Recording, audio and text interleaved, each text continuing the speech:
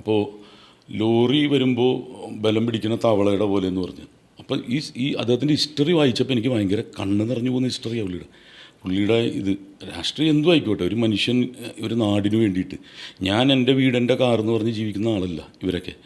അപ്പോൾ അത്രയും അത് കണ്ടു വെച്ചപ്പോൾ അപ്പോൾ എനിക്ക് തോന്നി, ഇനി ഞാൻ എന്തെങ്കിലും ചെയ്യുന്നുണ്ടെങ്കിൽ അതുമായി ബന്ധപ്പെട്ട ആൾക്കാരെ വിളിച്ച് ചോദിച്ചിട്ട് സാങ്ഷൻ എടുത്തിട്ട് ചെയ്യുക, അവരും കൂടി എൻജോയ് ചെയ്യാൻ പറ്റണം നമ്മൾ അനുകരിക്കുമ്പോൾ.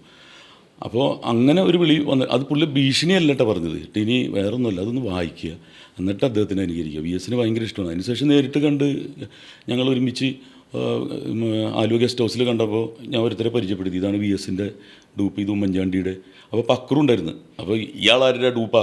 ഞാൻ പറഞ്ഞു ഇയാൾക്ക് ഡൂപ്പില്ല, ഈ പുള്ളിക്ക് തന്നെ ഡൂപ്പിനെ കിട്ടാൻ പണിയാണ്, ഒരു 3 വയസ്സുള്ള കൊച്ചിനെ കാണിക്കേണ്ടി വരും.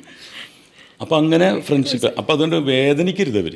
അതുകൊണ്ട് നമ്മൾ അനുകരിക്കുമ്പോൾ അതിൻ്റെ ഒരു, ഇപ്പോൾ സുരേഷ് ചേട്ടനൊക്കെ ഇപ്പം ഞാൻ ഇപ്പോഴും സ്റ്റേജിൽ ചെല്ലുമ്പോൾ എനിക്ക് വേണ്ടിയിട്ടല്ല, ജനങ്ങൾ പറയും എന്തെങ്കിലും ചെയ്യണമെന്ന് പറയും.